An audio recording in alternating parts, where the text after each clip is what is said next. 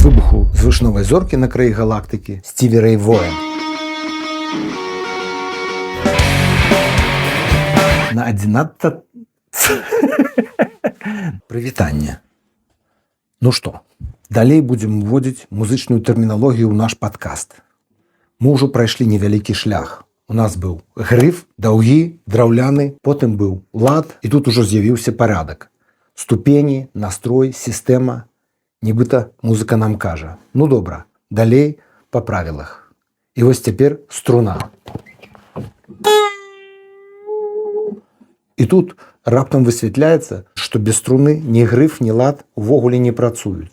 Бо грыф гэта проста дрэва, лад гэта проста ідэя, а струна гэта ўжо гук. Менавіта яна пачынае вібраваць, менавіта яна аказвае супраціў пальцу, менавіта яна вырашае, будзе музыка ці не. І самае цікавае, слова струна нібыта простае, але як толькі пачынаеш яго цягнуць, яно цягне цябе в адваротны бок. Струна гэта не толькі гітара. Гэта нервы, гэта напружанне, гэта стан, калі ты ўжо амаль гатовы, але яшчэ трымаешся. І, натуральна, гэта фізіка. І недзе там ёсць яшчэ цэлая тэорыя струнаў, якую я, як чалавек з тэхнічнай адукацыяй, не да канца разумею, але здалёк паважаю. І паспрабую вам сёння яе патлумачыць. На самым папулярным узроўні. Але пачнем мы з самага простага, з таго, што можна ўзяць у рукі. І што, дарэчы, вымяраюць у цалях. Інч, дзюйм, цаля. Ты на якіх струнах граеш? 9, 10, 11. Я сабе паставіў 13. Кожны гітарыст і кожны, у каго амерыканская тачка, шукаў запчасткі і таксама меў справу менавіта з такімі лічбамі. Всё гэта долі ад цалі. Паспрабуем разабрацца, што гэта значыць і як гэта будзе па-беларуску. Калісьці ўсё вымяралі часткамі цела. Прыклаў вялікі палец і памераў. Больно надо! Глотать столько попугаев! У лаціне унцыя 1/12 частка. 1/12 частка чаго? 1/12 частка стапы. А ў нямецкай цоль. Вельмі падобна на цаля. Здаецца, рускі дзюйм з таго самага цоль. Як вымяралі цолю нашыя папярэднікі? 3 ячменных зерня альбо шырыня вялікага пальца дарослага мужчыны. Зараз, калі патрэбна стандартызацыя, мы ведаем дакладна. Адна цаля – гэта 2,54 сантиметра. І цаля паўсюль. Яна ў балтах, яна ў колах, яна ў пластыках для бубноў, яна ў струнах. Вось гэтыя лічбы на струнах. Чытаем. 17. Гэта 0,17 цалі. Альбо тут на струнах для акустычнай гітары. 32. 0,32 цалі. Так і кажам.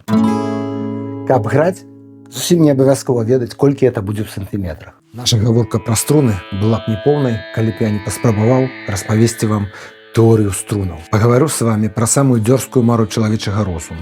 Уявіце сабе, навукоўцы спрабуюць знайсці адно адзінае ўраўненне, якое патлумачыла б усё. Ад выбуху звышновай зоркі на краі галактыкі да таго, як кропля дажджу сцякае па вашым шкле. Гэта называецца тэорыя ўсяго, тэорыя струн. І тут у вас узнікае справядлівае пытанне. А навошта это наогул ўсё патрэбна? Трэба прызнаць, наша навука доўгія гады жыве ў стане грамадзянскай вайны. У нас ёсць Эйнштэйн з яго агульнай тэорыяй адноснасці. Гэта гісторыя пра тое, як прастора і час гнуцца пад вагой планет. Гэта свет велічны, прадказальны, як рух гадзіннікавага механізма. І ў нас ёсць квантавая механіка. Свет мікрачасціц, дзе пануе хаос. Тут часціцы могуць быць адначасова ў двух месцах. Яны могуць праходзіць скрозь сцены, яны не падпарадкоўваюцца ніякай логіцы. Фізікі дзесяцігоддзямі б'юцца галавой аб сцяну. Як свет можа быць настолькі розны? Як адныя і тыя ж законы могуць працаваць для сонца, але ламацца для атама. І вось тут з'явілася тэорыя струн, каб прымірыць гэтых клятых ворагаў. Забудзьцеся на хвіліначку пра часціцы як пра кулькі ды кропкі.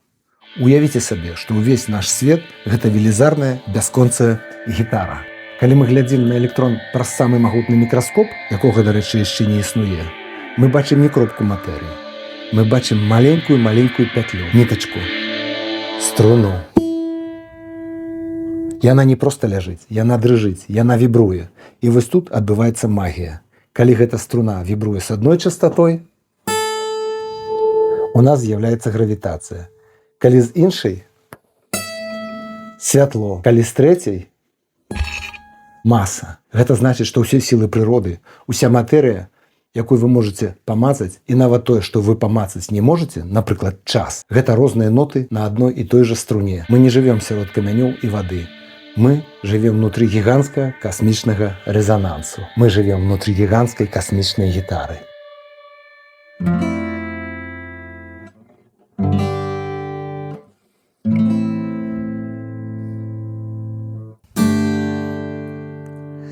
Чаму мы наогул пра гэта гаворым, калі нельга памацаць?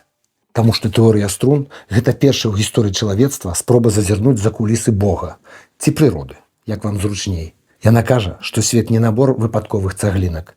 Свет – гэта адзінства. І гэта дае надзею, што калі-небудзь мы зразумеем, як пачаўся вялікі выбух. Мы зразумеем, што такое чорныя дзіркі. Мы зразумеем, ці ёсць іншыя сусветы, дзе струны наладжаны зусім па-іншаму. І яны ствараюць іншыя светы зусім іншай музыкай. Магчыма, мы яшчэ не знайшлі ўсе адказы. Не, дакладна, мы яшчэ не знайшлі ўсе адказы. Магчыма, мы нават не знайшлі яшчэ правільную гітару. Але мы упершыню пачалі чуць музыку. І яна гучыць неверагодна.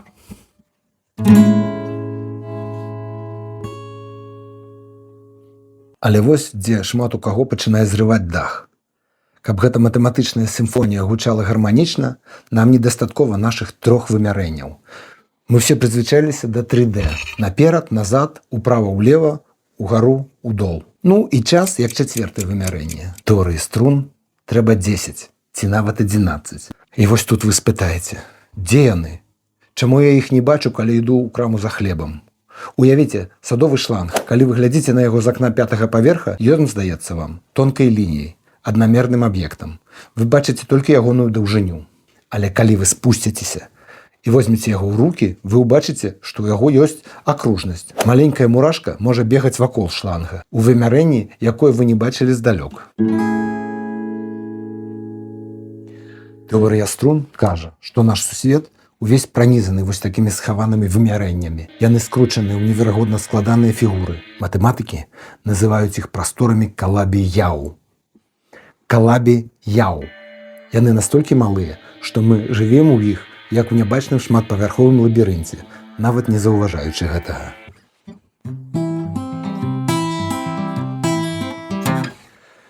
І ў гэты момант я думаю, я тут з 6 струнамі не заўсёды даю рады, а ў людзей 11 вымярэнняў. І ўсё гэта, ізноў жа, з сур'ёзнымі тварамі тлумачаць людзі, якія дакладна разумнейшыя за мяне. І я ім, в прынцыпе, веру, бо ўсё гэта гучыць як добрая музыка. Складана, але лагічна. Проста музыка не да канца твая. І вось што мяне яшчэ ў гэтым зачапіла. Калі яны маюць рацыю, то ўвесь сусвет – гэта не набор рэчаў, гэта інструмент. І все, што мы адчуваем, слухаем і бачым, гэта проста розныя спосабы, як гучыць адна і тая ж струна.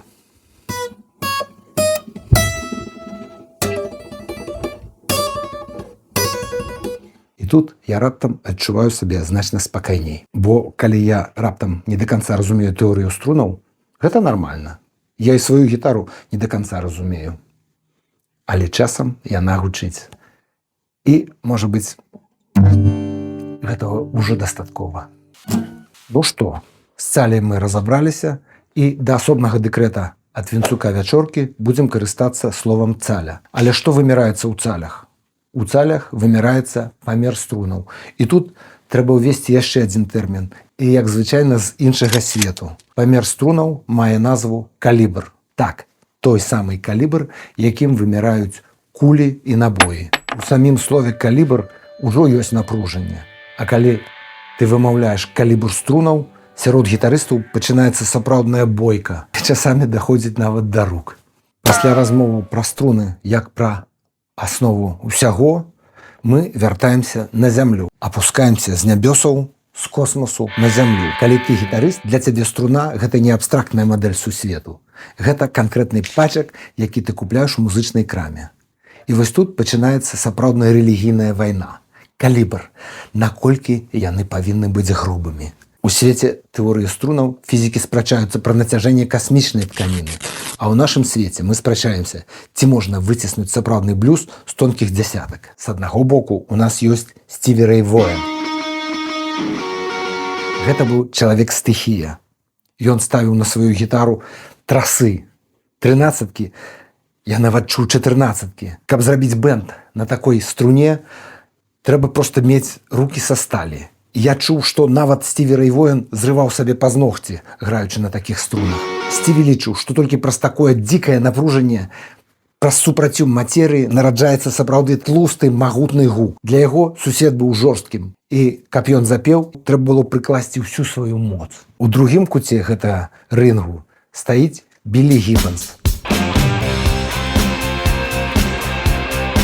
Зізі Топ. І вось тут разрыў шаблона. Чалавек з самай суворай барадой у рок-н-роле грае на семёрках. Гэта ж практычна павуцінне.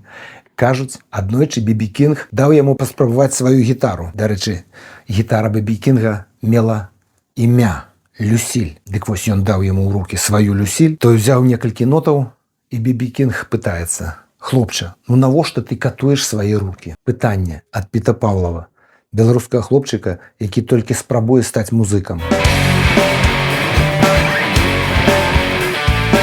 Калісьці даўно, калі сусвет гэта сімфонія струнаў, то на якім калібры ён наладжаны? Ці то на суворых трасах Стіві Рэй Воена, ці на павуцінні Біллі Гіббонса. Пачатак маёй гісторыі быў вельмі сумны, як усё, што адбывалася ў Савецкім Саюзе. Тады струны былі толькі аднаго тыпу. Гэта былі струны з музычнай крамы «Музыка». Там можна было набыць струны для электрагітары са сточанай каніцеллю. Не скажу, што гэта былі зусім кепскія струны. Гэта былі нейкія струны. Мы ніколі не маглі абіраць калібр, мы ніколі не маглі абіраць вось гэты кшталт каніцелі. Мы не маглі абіраць, ці каніцель будзе сталёвая, ці яна будзе нікелевая. Нічога этого мы абіраць не маглі. Мы маглі набыць толькі вось гэты адзін тып струнаў. Цяпер струны са сашліфаванай каніцеллю лічацца люксусовым, нечым прыкольным і цікавым. Але тады, толькі з-за таго, што былі толькі гэтыя струны, я іх ненавідзеў. І таму, калі ў мяне з'яўлялася магчымасць набыць рыжскія струны, якія былі падобны на сапраўдныя, я быў проста шчаслівы. Калі з'явілася магчымасць набываць сапраўдныя струны, гэта было ўжо сапраўднае шчасце. Я памятаю, што калі я пачаў ездзіць у Польшчу, я зразумеў, што гэта можа быць нават мікрабізнесам. Памятаю, аднойчы я сабраў грошы, сабраў валізку і паехаў у Люблін. Там была такая гуртоўня, якая гандлявала струнамі дадарыў. Яны прывозілі струны з Амерыкі, і можна было прыехаць да іх, набыць вялікую колькасць струнаў дадарыў, прывезці ў Беларусь і распаўсюджваць іх сярод музыкаў. І вось тады я пачаў абіраць калібры. І з таго моманту пачаўся мой уласны эксперымент даўжынёй у жыццё. То я набываю гібрыдныя наборы, каб нізы былі цяжкімі, а вярхі мягкімі, то шукаю нейкія інавацыйныя пакрыцці, якія абяцаюць вечнае жыццё струнам. Гэта вельмі падобна да таго, што робяць навукоўцы ў цэрне. Яны таксама спрабуюць розныя наладкі, каб зразумець, пры якім нацяжэнні гэтая мадэль сусвету нарэшце выдасць чысты гук без хрыпаў. Вы, напэўна, чулі адгалосткі нашых гітарных разборак. Зараз вам прывяду скрайнія кропкі. Гітарныя блогеры давялі у слепых тэстах, што ніхто з гітарыстаў не адрозніць у сляпым тэсце мелодыю, зайграную на той самай гітары, на тых самых датчыках, у той самы ўзмацняльнік.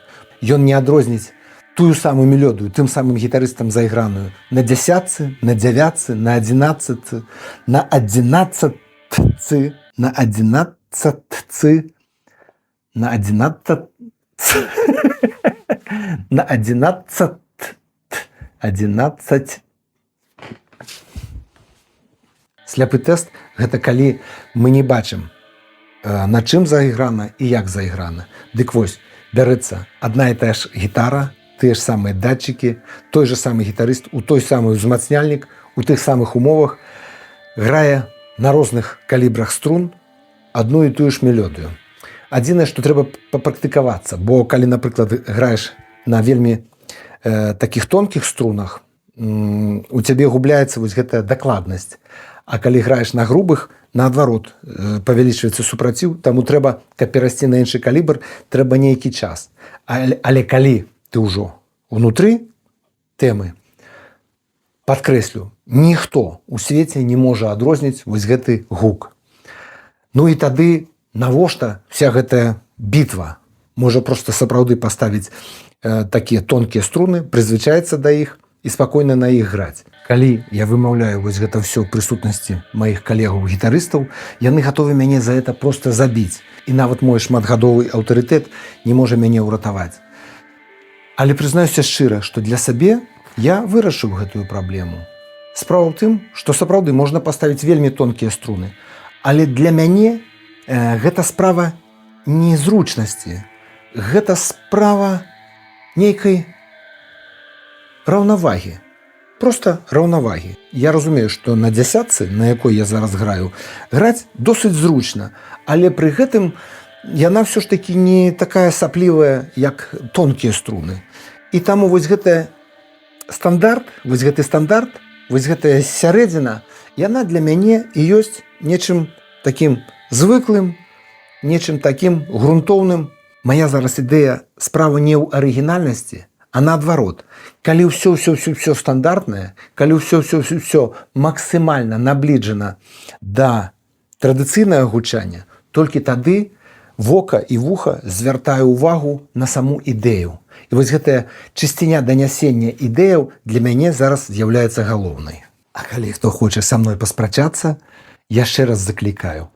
Да мяне у прыват, да мяне ў Тэлеграм, у мой Інстаграм, пішыце, я абавязкова вам адкажу, а калі трэба, сустрэнуся і мы паспрачаемся.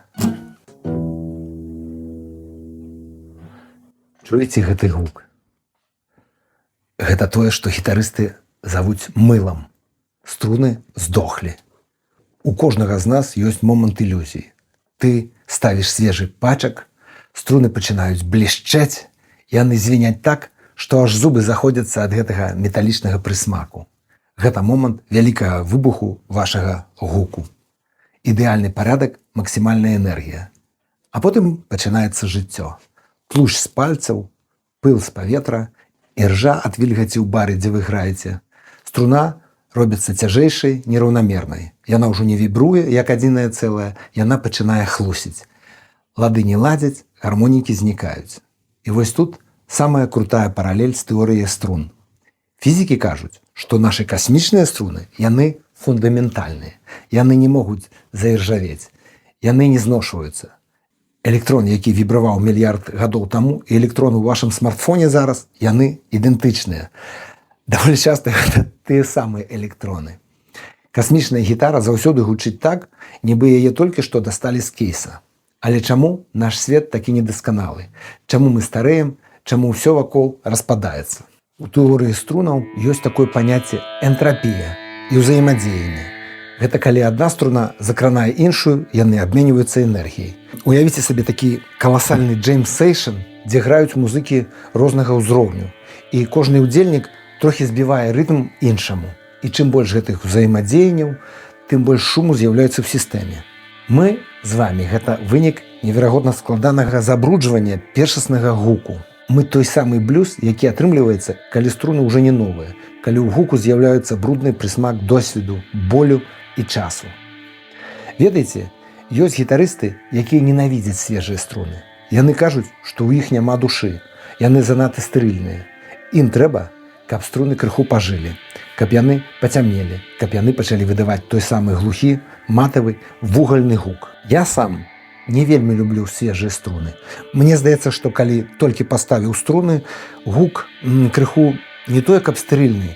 Ён не мае тону, зашмат тэмбру, зашмат такога шолаху, і таму губляецца сам тон.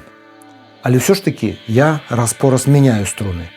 Але ёсць чалавек-легенда, адзін з галоўных музыкаў 20-го стагоддзя, і вось пра яго я вам зараз раскажу. Калі мы гаворым пра бруд на струнах, мы проста не маем права не згадаць аднаго чалавека. Чалавека, які стварыў пульс усёй сучаснай музыкі, седзячы ў падвале ў Дэтройце. Джеймс Джэмерсон, басіст Матаун. Гэта яго пальцы гучаць у кожнай другой песні, якую вы ведаеце на памяць. Ад Стіві Вандера да Марвіна Гея. На студыі Матаун запісваліся бясконцая колькасць вядомых артыстаў, а музыкі былі тыя ж самыя. Некалькі басістаў, некалькі бубначоў, некалькі гітарыстаў. Адным з самых вядомых басістаў быў Джеймс Джеймерсон. У Джеймса Джеймерсона была свая філасофія. На ягоным Fender Precision стаялі грубыя струны, флайтваунд, і ён ніколі іх не мяняў. Гадамі, дзесяцігоддзямі на іх напластаваўся такі слой тлушчу, поту і пылу дэтройцкіх клубаў, што яны сталі падобныя на старыя вяроўкі. Калі ў яго пыталіся: «Джеймс, калі ты ўжо пачысціш іх ці зменіш?» Ён адказваў: «The dirt keeps the funk». Бруд захоўвае фанк. І вось вам парадокс для нашай фізычнай мадэлі. Па ўсіх законах акустыкі гэтыя струны павінны былі памерці. Яны не павінны былі вібраваць. Але менавіта гэты бруд, гэта неверагодная маса напластаванага часу стварылі той самы глухі, кароткі, магутны пух, які стаў фундаментам поп-музыкі. Гэты гук, які немагчыма паўтарыць на новых струнах. Колькі б дзесяткаў тысячаў даляраў вы не аддалі за абсталяванне.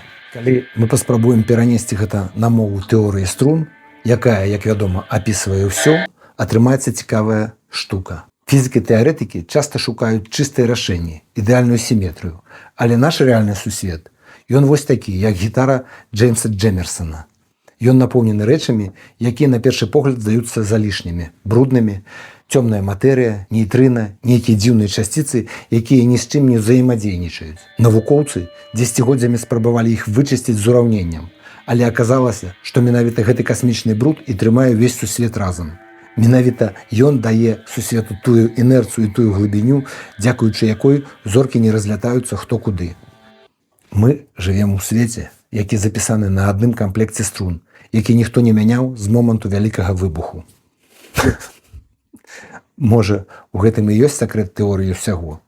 Прыняць, што фанк нашага існавання не ў стэрыльнай матэматыцы, а ў тым, колькі ўсяго на гэтых струнах наліпла за мільярды гадоў. Джеймс Джеймерсон граў адным пальцам, яго называлі гак, the hook.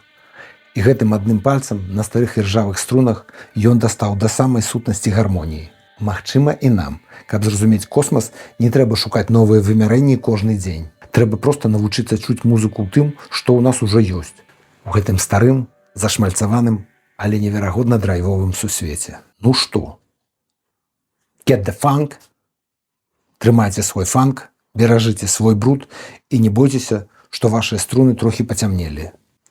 Галоўнае не губляць гру.